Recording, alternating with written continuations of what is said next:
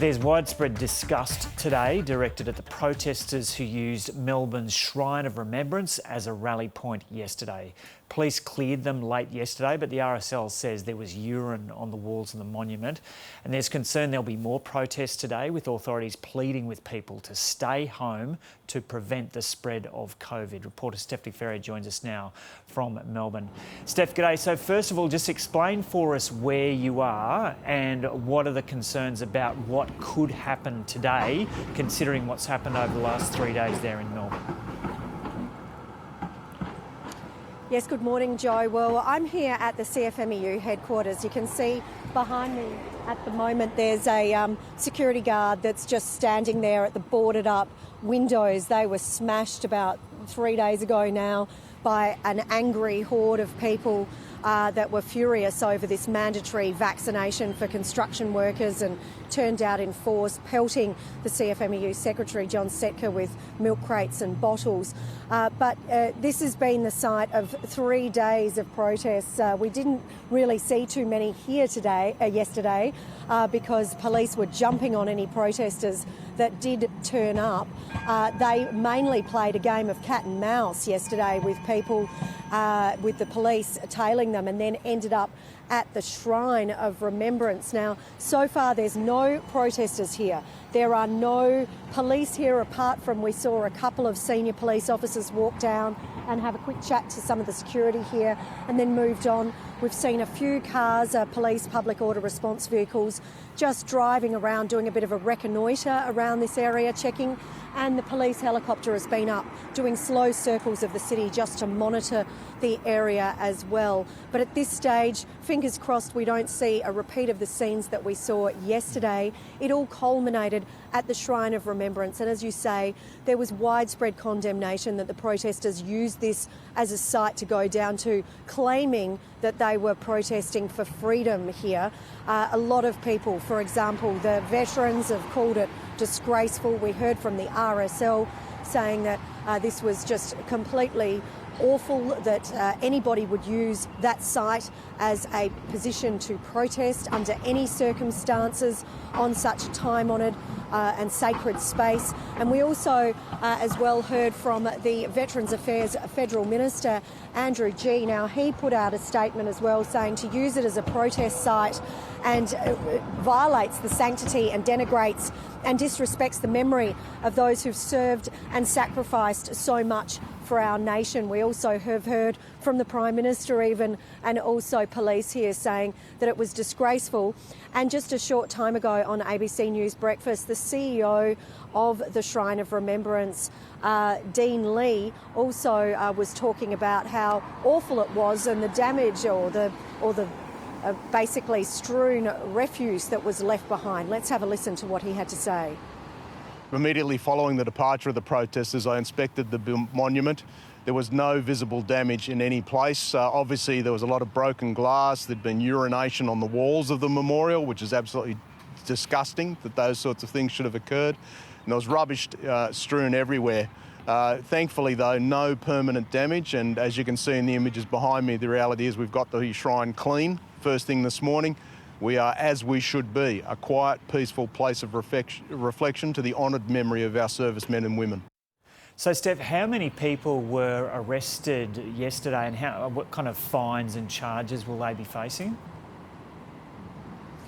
Yeah, so in the end, when we saw the police eventually move in and storm the protesters, and that was after they had hurled bottles, striking and injuring 2 police officers.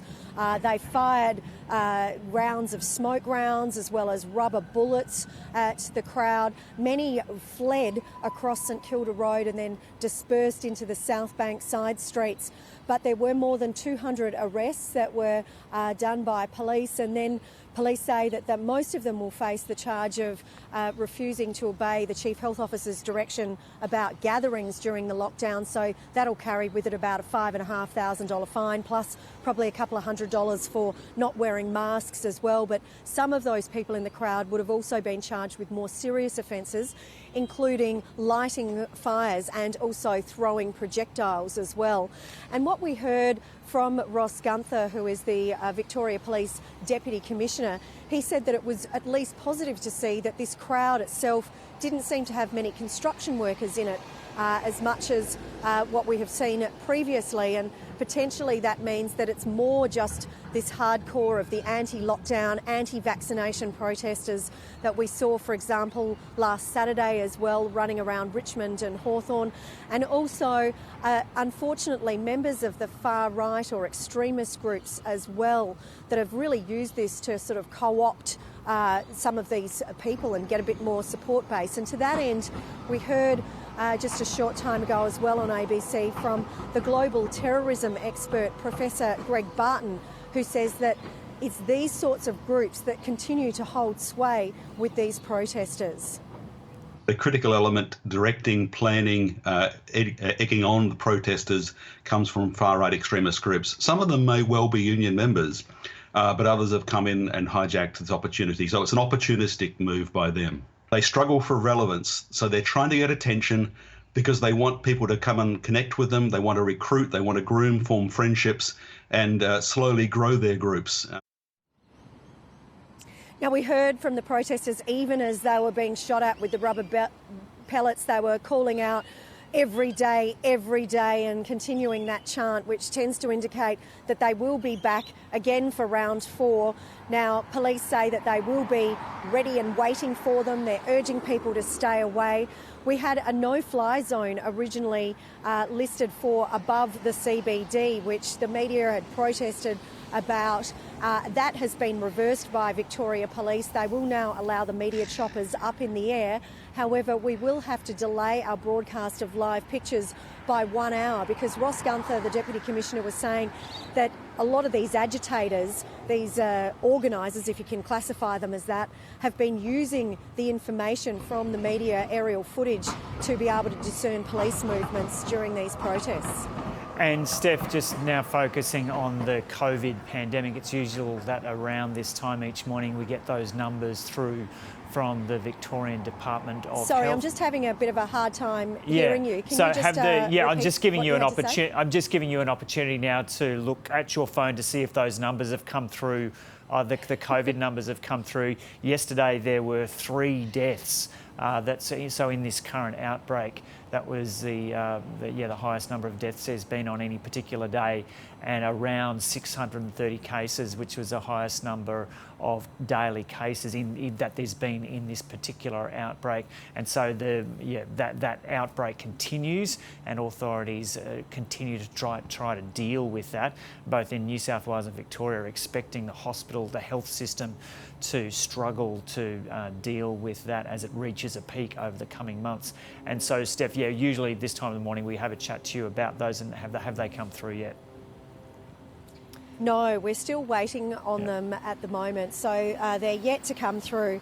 Just one thing that is quite important to also note about what we saw yesterday, apart from the 628 cases, which, as you mentioned, was the highest number that we had, and those unfortunate 3 deaths, raising our toll to about 16, I think, out of this current outbreak, was the announcement by the Chief Health Officer that there is another group for mandatory vaccinations here, and that is going to be the teachers will need to get their first shot by the 18th of October, and then their second one by late November.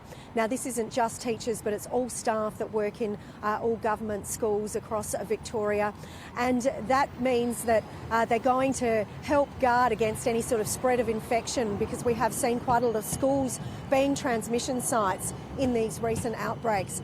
And the other thing that they're going to do while they call for that mandatory vaccination as well is that they will push $190 million into the education system, $120 million of which will be used on increasing and improving ventilation, with specialist air purification systems being put in all of these areas, at first being in those high risk of transmission areas like teacher staff rooms, music rooms, things like that, canteens as well.